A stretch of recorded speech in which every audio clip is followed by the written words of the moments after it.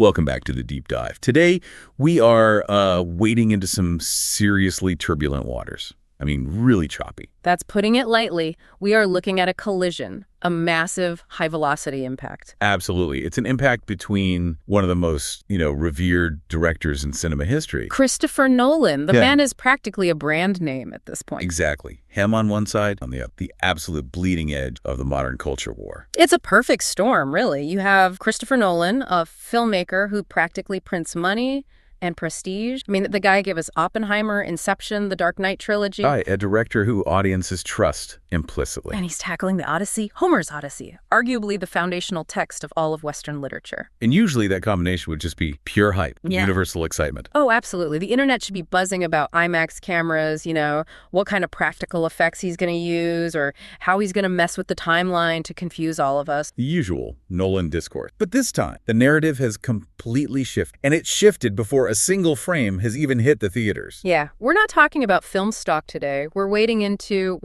a swamp of controversy. It's all about casting, historical identity, and really the very definition of mythology itself. Specifically, we're going to be analyzing a really scorching piece of commentary from a YouTube channel called Kaida. The video is titled, Hollywood Turned Helen of Troy into Fake History. And we need to be crystal clear here. Our mission today is not to review the movie. It doesn't exist yet. We can't. We can't. Our mission is to dissect this specific art. This video has become a lightning rod because it crystallizes a very specific and very angry segment of audience sentiment. It's about what they see as the complete mishandling of cultural heritage. Exactly. So we're going to peel back the layers of this argument. We really need to understand the logic being presented, the rhetoric, the historical comparisons being made. We're treating this source material as a primary document of the backlash itself. And just so everyone's on the same page, we are going to remain neutral observers. We are stripping away the emotion to look at the anatomy of the critique. We're not here to endorse it or to condemn it. We're here to understand. Why does this specific casting choice trigger such a visceral sense of betrayal for the source? What is this Pedro Pascal scenario? And why is the source so convinced that Christopher Nolan, of all people, is walking into a trap of his own making?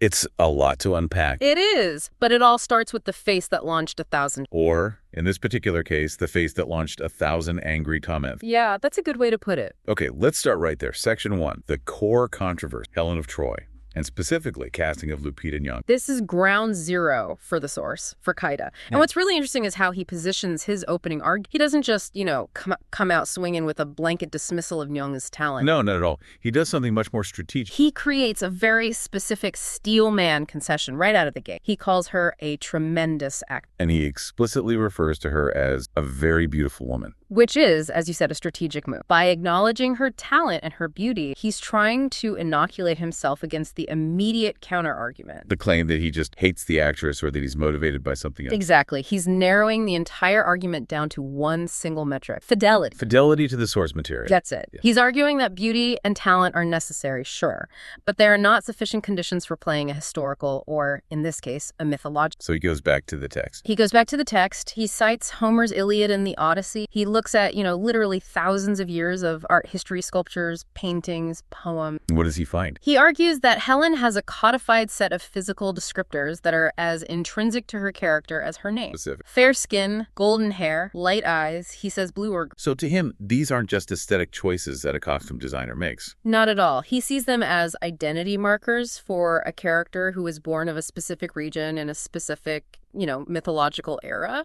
And so he argues that casting Lupita Nyong'o, who is visibly, undeniably of sub-Saharan African descent, completely shatters the immersion. Yes, and he puts it very bluntly. I think direct quote here. He says, I don't think those kind of descriptors fit a black... It's a stark statement. It is. And this is where you really get into the psychology of the backlash and how certain audiences process adaptation. For the source, this isn't an adaptation at all. It's a contradiction. It's a contradiction. He sees the casting not as some fresh take, but as a violation of the source code of the story. To him, Helen of Troy is a specific entity, almost like a historical coordinate, a point on a map. And if you change that coordinate, you're no longer at the destination. You're somewhere else. And the language he uses to describe this somewhere else, well, it gets incredibly mockery heavy, and it does so very, very quickly. Oh, yeah. He doesn't just say this is inaccurate. He weaponizes the setting itself. He calls her Helena of the South Side, Helen Noah Conda, Helenetia of Troy, Helen of Compton, and Helen of Atlanta. We really need to parse why he's using those terms. It's not just, juvenile name-calling. It feels like a rhetorical device. It's absolutely a rhetorical device meant to highlight juxtaposition. Mm-hmm. He's taking the high fantasy ancient Greek setting of Troy, this, Bronze Age citadel. And he's smashing it against modern, urban, specifically African-American stereotypes. He's trying to linguistically demonstrate the anachronism that he feels visually. He's basically saying this casting is as out of place as putting the city of Compton inside the ancient walls. It's an immersion-breaking argument, but it's wrapped in insult comedy? It is. But underneath those insults, there is a critique of the industry's whole methodology. Right. He calls this laziness. That's the word that struck me. Usually the criticism is wokeness or politics. But he calls it the laziest form of storytelling. That feels like a critical distinction. It is, because the laziness argument suggests that Hollywood has simply run out of ideas. That they're creatively bankrupt. Exactly. The source argues that rather than doing the heavy lifting of finding, translating, and adapting actual African folklore or history. Stories where a black lid would be organically and historically correct. Right. Instead of doing that work, he says they're just taking established European IP painting. He uses the phrase hand-me-down, which is a pretty stinging indictment if you think about it. It's a devastating critique of the very idea of. He's arguing that Hollywood is effectively telling diverse actors, you aren't good enough for your own original stories, so here you can have a used version of it. And he believes that true representation would be creating original icons, not just recycling old ones from other cultures. Yeah, he says, it's not like we can't just make original stories and make the audience fall in love with them who are writing. The implication being, of course, that the writing isn't good. That's the subject. That the casting is a gimmick to generate controversy and press, precisely because the script can't stand on its own 2 feet. It frames the entire production as creatively bankrupt from the very start. Right. He views the casting as a marketing lever, not an artistic choice. And this is important. He extends this laziness critique to the entire ensemble cast. It's not just Helen. No, he looks at the supporting cast and sees what he calls a United Nations airport. That phrase, United Nations airport, is so evocative. It suggests a certain placelessness. An airport is a transient space. It's a non-place. Everyone is from everywhere, so it has no specific culture of its own. It's sterile. Precise. And he lists the demographics. He says there are black dudes,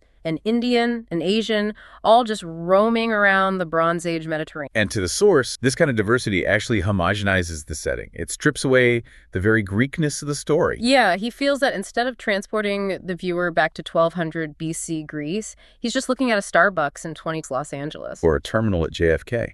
It's that feeling. He argues that by including everyone from everywhere, you end up representing no one in particular. The specificity is lost. Let's look at the specific targets he lines up in that supporting cast, because he really does go down the list one by one. He does. First up is Zendaya, cast as the goddess Athena. Now, usually Zendaya is the internet's golden child. She pretty much do no wrong. But here, the source is brutal. Incredibly brutal. He attacks her craft directly. He doesn't just disagree with the casting. He boils her entire acting technique down to groaning and frowning for about. Which is a very reductive take, obviously, but what's the argument behind it? I think it points to a phenomenon you could call prestige or star. He sees her in Dune, he sees her in Spider-Man, he sees her in Euphoria. So seeing her as a Greek goddess doesn't feel like seeing a divinity. It just feels like seeing a celebrity. It breaks the spell. You don't see Athena, the goddess of wisdom and war. You see Zendaya in a toga. The brand is bigger than the character. Okay, and then there's the reaction to Elliot Page being in the cast. This seemed less about acting capability and much more about a visceral political rejection. Yeah, that part was different. The source expresses this deep, her says, quote, "It's pretty difficult to put into words how disgusted I am, how depressed I am," when referring to the Elliot. And he doesn't offer a critique of Page's delivery or screen presence or anything like that. No, nothing about the craft. The mere existence of Elliot Page in the cast is treated as a negative signal. It's a marker. A marker that the film is aligned with a specific modern cultural politics, specifically regarding gender identity, that the source fundamentally rejects. Yes, it's a signal to him that the movie isn't for him or his audience. It's an immediate political turnoff. He links that same kind of political alignment to John Leguizamo as well. John TDS Leguizamo. And for any listener who might not be terminally online or following U.S. politics that closely, TDS stands for Trump derangement syndrome. Right. And by using that label, the source completely dismisses Leguizamo as an artist and frames him purely as a political combatant. He claims Leguizamo doesn't know how to act and isn't a big shot. Which is a way of saying this cast was assembled based on their political tweet, not on their ability to handle Homeric verse. It frames the casting director as a political activist rather than as a film. And then there's Travis Scott. The bewilderment there was just pure confusion. The source just says, what? A rapper in a Greek epic. It just reinforces his theory that the casting director was throwing darts at a board of famous people rather than trying to build a cohesive, believable world. And then throwing Tom Holland in there, presumably alongside Zendaya. He calls that fatigue. It's the marvelization of mythology. You just assemble the Avengers, you put them in togas, and you hope that the brand recognition alone will get people to show up. The source argues that seeing Tom Holland and Zendaya together again, but this time in ancient Greece, just feels like a corporate crossover event, not a serious film. And all of this leads us to the mechanism, the why. Why is this happening? The source doesn't think this is accidental or just a string of bad luck. No, he has a very specific theory about the mechanics of modern Hollywood that he believes drives this United Nations aesthetic. He talks about the pendulum. The pendulum swing. This is his historical framework for all of it. He looks back at the Hollywood of the 1950s. And he acknowledges, and this part is really important for his argument, he acknowledges that Hollywood used to be guilty of whitewash. He does. He brings up the era where John Wayne played Genghis Khan. Right, in The Conqueror. A notoriously bad casting choice. I think everyone across the political spectrum agrees that was a disaster. The source agrees it was bad. But his argument is that Hollywood hasn't fixed that problem. They've just inverted it. He says, and I quote, now it's just the total opposite. So he's arguing that taking foundational European myths and inserting a diverse cast is the exact same sin as taking Asian history and inserting John Wayne. In his view, it's the same act of cultural erasure, just with a different target. He views it as revenge cast. We did it to you for decades. Now you're going to do it to us. But he goes even deeper than just blaming cultural trends. He points to a specific document, the Oscar mandate. He explicitly blames the Academy of Motion Picture Arts and Sciences. This is a direct reference to the Academy's representation and inclusion stand, which were announced. Right, the new eligibility requirements for Best Picture. Essentially, to be eligible for Best Picture, a film has to meet 2 out of 4 standards regarding things like on-screen representation, creative leadership, industry access, and audience. And the source interprets this not as a set of goals, but as a hard mandate. A quota. He believes you cannot make a movie anymore without a checklist of specific minorities. He calls it virtue signaling in their award show. In his view, meritocracy it's dead. In his worldview, Lupita Nyong'o wasn't cast because she was the best possible Helen. She was cast because the production needed to check a box in the standard A column of the Academy app. It turns the entire creative process into a compliance exercise. It does, and that links directly back to his talentless hacks accusation. He views this over-reliance on established IP like the Odyssey as crutch. Because they can't create anything new that would meet these standards. That's his argument. He claims that because these filmmakers are constrained by these quotas and, in his view, lack the creativity to write new, great stories for a diverse cast, they have to become parasites. They have to latch onto... We can't write a new hit, so we'll just rewrite the one you already love. And then sell it back. Now, there's a very common defense against all of this. You hear it all the time from the other side of this aisle, which is, it's fantasy. It's mythology. Who cares? There were no cameras in 1200 BC. Just chill out. It's all made up anyway, defense. Yeah, and the source anticipates that. He anticipates it, and he sets out to dismantle it with a very specific comparative argument. He introduces the Epic of Sundiata. And I have to say, I found this to be the most intellectually interesting part of the entire video. He actually did the homework. He didn't just rant. He went looking for a counterexample to build his case. And he found a powerful one. He did. He went looking for a West African equivalent to the Odyssey, specifically to prove his point about consistency. The Epic of Sundiata is the foundational story of the Mali Empire. We're talking about the 13th century, the story of Sundiata Keita. Okay, so give us the quick summary of Sundiata. Why is this such a good comparison to It's almost a perfect structural mirror to the classic Greek hero's journey. Sundiata is born a prince, but he's born crippled. He crawls on all fours as a child. So he has a great obstacle to overcome from birth. A huge one. He is mocked, he's underestimated, his family is exiled, and he's forced to flee his own homeland. Sounds familiar. Very.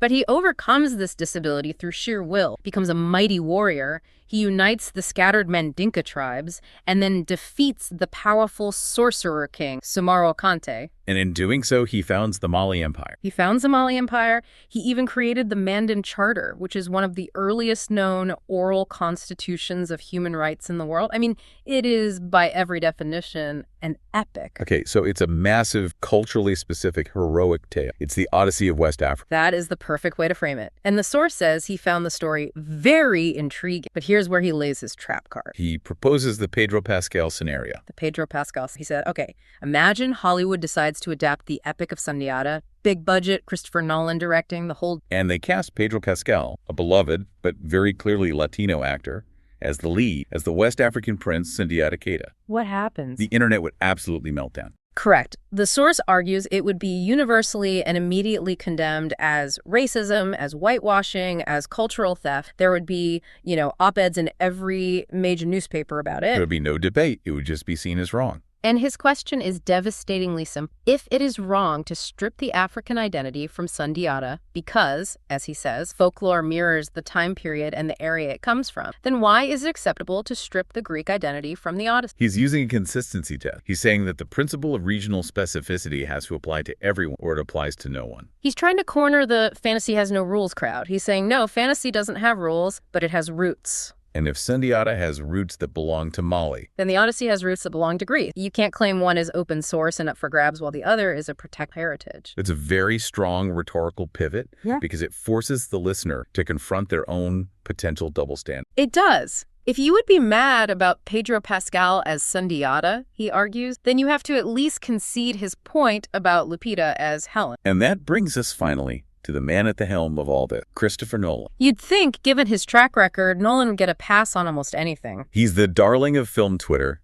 He's the savior of cinema. But in this video, Nolan is not the hero. He's actually presented as a kind of tragic figure. The source calls him one of the greatest directors of all time, but he frames that very success as a liability in this context. It's the George Lucas effect. The source argues that Nolan has become so successful, so powerful, that he is completely surrounded by yes men. There's nobody left in his inner circle who's brave enough to tap him on the shoulder and say, Chris, maybe don't cast a rapper as a Greek hero. The arrogance of the auteur, the idea that he's become untouchable and lives in a bubble. Exactly. But beyond just the ego, the source is actually deeply worried about Nolan's artistic style. Yes. We all know Nolan. He loves grounded, he loves gritty, he loves practical, in-camera reality. And the Odyssey is, well, it's not that. The Odyssey is high-octane weirdness. It's a six-headed monster named Scylla. It's a giant one-eyed cyclops.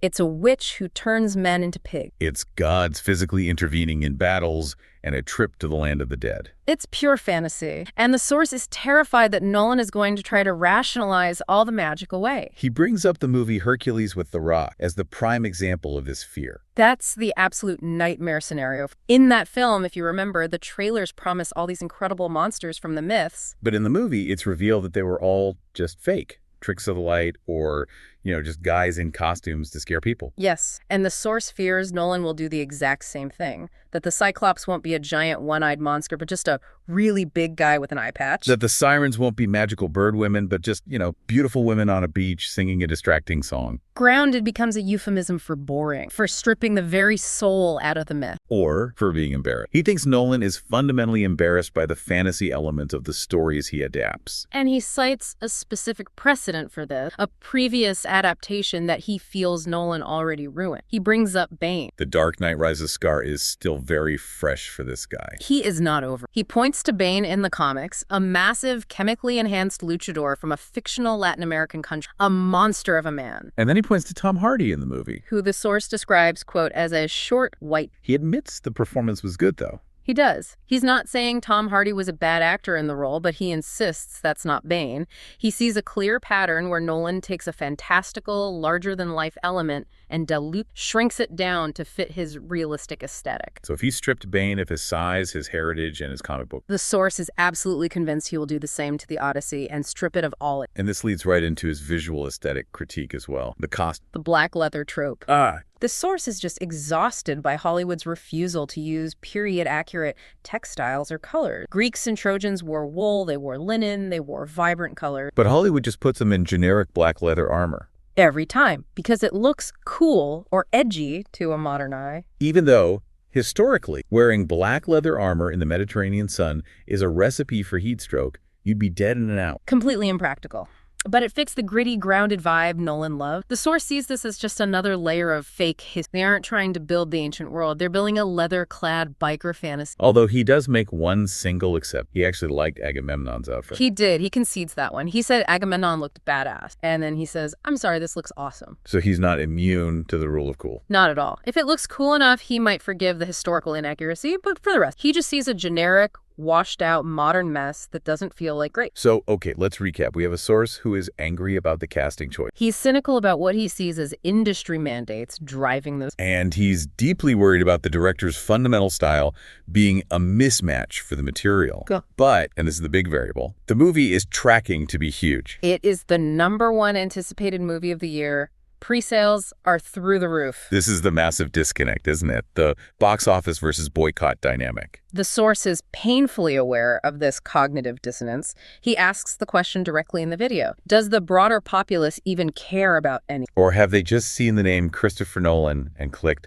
buy ticket without a second thought? He genuinely wonders if the general movie-going public has even heard of Helen of Compton or any of the other nicknames. Is this just an online skirmish? It's the echo chamber realization. He knows that his specific corner of the internet is on fire with this, but the average person might just want to see a big spectacle on an IMAX screen. And he admits that Nolan might just get away with it precisely because he's Nolan. He says Nolan feels he can do whatever the F he wants and people will just shut up. But the source refuses to just shut up. The video ends on a very specific and very stark warning. It's a call to arms for his audience. He tells them that if they don't subscribe, if they don't push back against this trend, this is the future. Your favorite childhood stories will be race and gender swapped. And he adds the personal hook, and you will be labeled a bad person for noticing. And that, right there, is the emotional core of the backlash. It's not just about the movie anymore. It's about the feeling of being gaslit. He feels that the industry changes the story, and then it attacks the fans for daring to notice that a change was made. So he frames the simple act of watching